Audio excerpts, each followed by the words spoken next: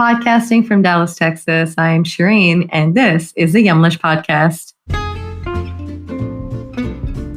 Yumlish is working to empower you to take charge of your health through diet and exercise and reduce the risk of chronic conditions like type 2 diabetes and heart disease. Through amplifying the voices of healthcare professionals, educators, and communities, we hope to share a unique perspective and a culturally relevant approach to managing these chronic conditions with you each week.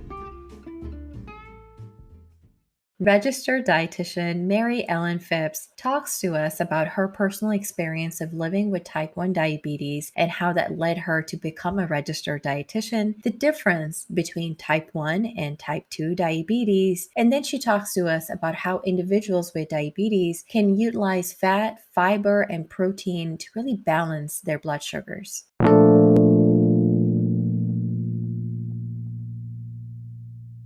Mary Ellen was diagnosed with type 1 diabetes at 5 years old, and ever since has known just how much food affects how we think, feel, act, and move. Mary Ellen wanted to help people realize that a diagnosis of diabetes, celiac disease, heart disease does not mean an end to delicious food, and thus Milk and Honey Nutrition was born in 2016. Welcome, Mary Ellen. Thank you. I'm so glad to be here. Glad to have you on. I want to dive in and I want to ask you about what's your experience and if you can build upon that experience with living with type 1 diabetes and then really how that led you to become a registered dietitian. Yeah, definitely. So, like you said, I was diagnosed at 5 years old, and I had a unique experience in that my mom also has type 1 diabetes. So, growing up, I don't think our family experience was like this typical family that would have a child diagnosed with type 1 because she knew kind of what I was going through. But the other part of it is that was back in 1991. So, we did not have all of the different types of insulins and pumps and CGMs and everything we do now. So, because of the way that she and I both had to eat was very restrictive, just as a nature of having to stay alive to treat our disease. And I'm very thankful we don't have to do that anymore. But because of that, I noticed that I had to eat differently than other people. And so that pushed me as a young child to get really active in the kitchen to figure out like, well, how can I make good food for me too? And I had a grandma who was like a rock star baker and loved figuring out how to make low sugar desserts for me that tasted really good. And so kind of all that came together. And I had a love, kind of a nerd in high school and college and loved science. And I got to college and, the guidance counselor is like listening to my interest and she's like, well, you can major in nutrition sciences. And I was like, hold up, you mean I can actually make a career out of that? And so it was this perfect blend of food and culinary skills and science about how it happens in your body. And so I don't think I had been to registered dietitians as a child, but I didn't know that's what they were. So I learned about this in college, switched my major, and then the rest is kind of history when it comes to education.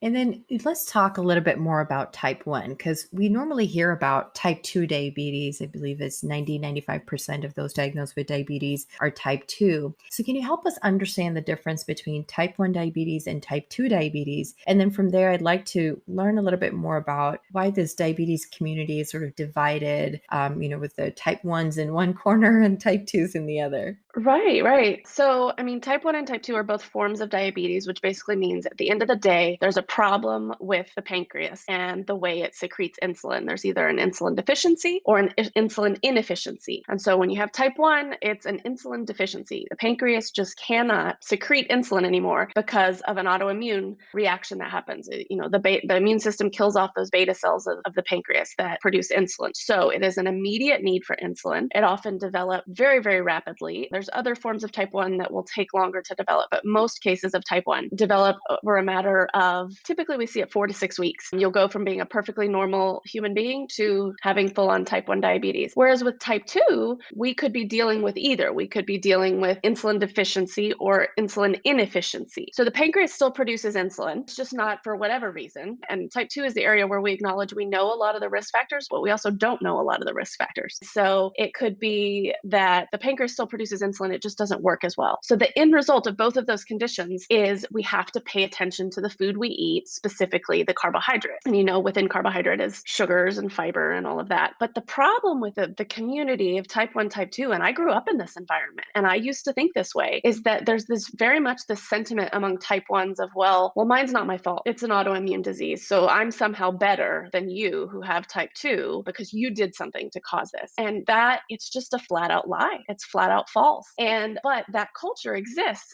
in the diabetes world. And you see it in social media and online where people, they'll get in these arguments online of like somebody assuming they're the same thing or something, and a type 1 will, have this horrible offense to it. Like, no, you need to educate yourself. And it's like, well, at the end of the day, we all have to treat the nutrition strategies to treat both types of diabetes to manage blood sugars are relatively similar. Type 2 is not anyone's fault. We don't understand a lot of the things that happen. Sure, there are lifestyle modifications that can be done to manage the diabetes, but a diabetes diagnosis is never anybody's fault. And so for me, when I got to college and kind of saw, and my internship especially, like how our treatments nutritionally are really similar, I'm like, guys, we're doing the same thing here. Like we're all experiencing these struggles, and the divide in the community makes me really sad. So what I wanted to do with Milk and Honey Nutrition is have a resource for people with all types of diabetes. And so, I'm not a doctor or anything like that. So we're not talking about medical strategies, but really just looking at the food and the nutrition. I wanted a platform that could help all people experiencing this disease, regardless of the type.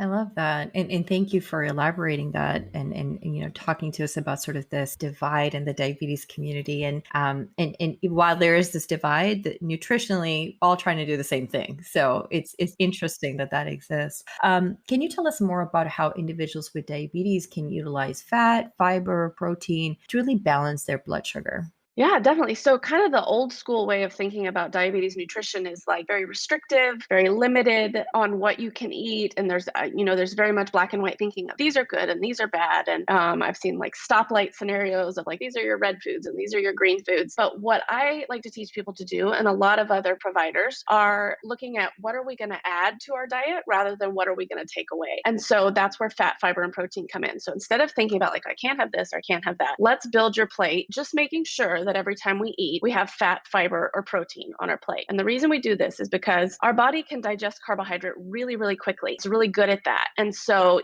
whether you have diabetes or not. So when we consume carbohydrate, it can raise our blood sugar really quickly. Either the insulin from your pancreas that maybe isn't quite as effective because you have type 2 diabetes, or the insulin you're injecting because you have type 1 or type 2, just can't keep up with that rise in blood sugar. So what we do is we add fat, fiber, and protein, which take longer to digest. So when you mix those in with carbs, it creates a much more slower digestion process, which means a slower rise in blood sugar, which gives our insulin, whether from your own body or injected, time to keep up. Okay, sounds good. And then, so what are some simple nutrition tips that listeners can utilize to help them do this? Yeah, so just focusing on whether it's breakfast or snack or whatever it may be, paying attention to what's on your plate. So if you want to let's talk about fruit. Fruit is the thing that probably you and I both hear most often of, oh, well, I can't have fruit. I have diabetes. No, someone lied to you. But, let's take an apple or a banana or something like that. Instead of having that by itself, which is basically what I call carbs in isolation. We want to avoid carbs in isolation. Let's add some peanut butter to that banana. Let's add some cheese with that apple. That's a very simplistic example. But another one would be like breakfast time. This whole trend of like avocado toast could not be more perfect than for people with diabetes. So instead of having just like a basic piece of toast, get yourself one of those like really delicious, like, yummy, like breads filled with like nuts and seeds or whatever it may be. That's adding some fat and protein. And then we slap some avocado on top. You've got some additional fat and fiber, and you've got a really well-balanced meal that's going to be so much more blood sugar friendly than just a standard piece of toast. And I love that approach because it makes it makes it delicious. It makes it something that you can then accomplish rather than something that's taking all the flavors and all the tastes that you love away. So when we're thinking about like our overall nutrition, that's kind of the concept I want people to think of, is not what do you have to take away, what's on the food list of foods you can't have, but what can I add each time I eat? We're just like anybody else. We have cravings, we have things we want to eat, we have cultural traditions, family dishes that are just so good. It's not that those are off limits. It's that, okay, maybe we need to add a little something else to it to make it more blood sugar friendly. And that's how I want you to approach your food rather than thinking about what you have to take away. So you have a book, Mary Ellen, the Easy Diabetes Cookbook. And by the way, for the listeners who are listening to this episode today, we are going to be doing a giveaway. So stay tuned till the end to learn more about that. But can you tell us a little bit more about how our listeners can really utilize this cookbook, especially for those that are strained for time? Yes, definitely. So, the Easy Diabetes Cookbook is really meant, like the title says, to make life easier for people with diabetes. And so, how do we do that? We do it in a number of different ways. We want to reduce the amount of time you're spending in the kitchen. We want to add to your confidence as a person living with diabetes that you are confident in the food choices you're making. And we want to add to your kitchen confidence and how to cook and how to pair food. All three of those areas help to reduce the load of stress on you around food, because I think we can all agree when you're diagnosed with diabetes, there's an added layer of stress when it comes to food, not knowing how something's going to affect your blood sugar, not knowing if you should or shouldn't be eating something. And so the whole goal is that, or let me back up. And then we know stress can impact blood sugars, and it's just this vicious cycle. So the whole goal is to reduce the amount of stress, to increase your confidence, and to save you time. And so one of the things we did is there's 8 different chapters across the whole book that are really geared at saving you time in the kitchen with a specific focus. There's a whole chapter on 15-minute lunch and dinner options, and then a typical entree chapter, and those are all like 30-ish minutes or less. And then we also have your typical like veggie side dishes, soups and salads, breakfast, snack, dessert, all of that. And then the front matter of the book kind of takes what we were talking about before about the fat, fiber, and protein and really expands on that, again, to help grow that knowledge base of the consumer. Because while I think I have great recipes in there, and I really encourage people to check out the book, purchase it, give them a whirl, what I really wanted people to be able to do is use my recipes, yes, but also come up with your own. Like learn these concepts to be able to make it your own. Don't feel like you're just limited to whatever some person on the internet tells you is a good recipe, but really know how to have those skills to come up with food that you enjoy eating. I love it. And so, can you walk us through a couple of just sample recipes? So if we're talking about a lunch idea, for instance, or a quick dinner idea, any sample recipes you can share with us? Yeah, so I almost didn't call these recipes, but my publisher was like, "No, no, no, those count. Like we need to put them in there." Because I was like, "There's no way. This is too easy." So I've started this, and I started talking about it over on Instagram originally. But this idea of a snack meal, which we do all the time at our house, because I'm a busy working mom. I have 2 young kids, and what kid doesn't love snacks? I mean, come on. So picking like a bunch of different foods that you might typically eat at snack time, but combining it all together to make a meal. And so we have a few different, I'm going to use air quotes here, recipes in the book that are combinations of that. Again, this idea of pairing these fats, these fibers, proteins together, things like that. We've got I'm a big fan of seafood, prepared all sorts of different ways. So, introducing new ways to do seafood for listeners. And then the big thing that I think surprises a lot of people is looking at grain-free flours. Not because grains are bad by any means, but because things like almond flour or coconut flour or things like that have such a rich depth of flavor profile. They also are so much more blood sugar friendly than like a typical wheat flour or rice flour or something like that. So just a new approach to things. So another example would be like there's a Parmesan chicken recipe that instead of using breadcrumbs uses almond flour. And then a lot of the dessert and baked good recipes are made with those types of flours. Again, you get just as delicious of an end product, but it's higher fat, higher protein, a little bit less carbohydrate. And I like that. So the idea is to make sort of those easy modifications to carry you through. So you'll get the same crunch, like you would in a breaded recipe, like you would normally. It's just that it's a healthier crunch rather, than compared to sort of the standard recipe. Yeah, or I wouldn't even say healthier. I would just say more blood sugar friendly. And if you have diabetes, like sure for you that might mean healthier. So not necessarily that like these are better than the other overall. It's just these are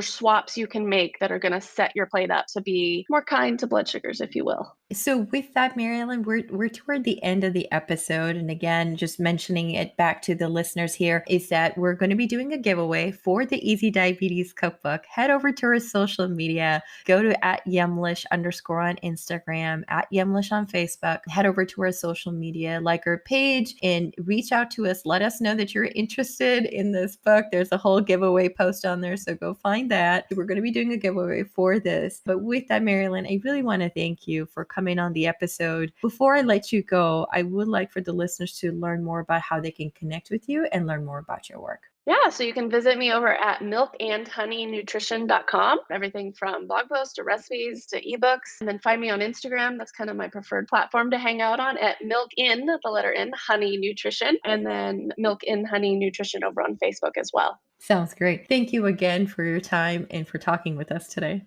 Yes, thanks for having me.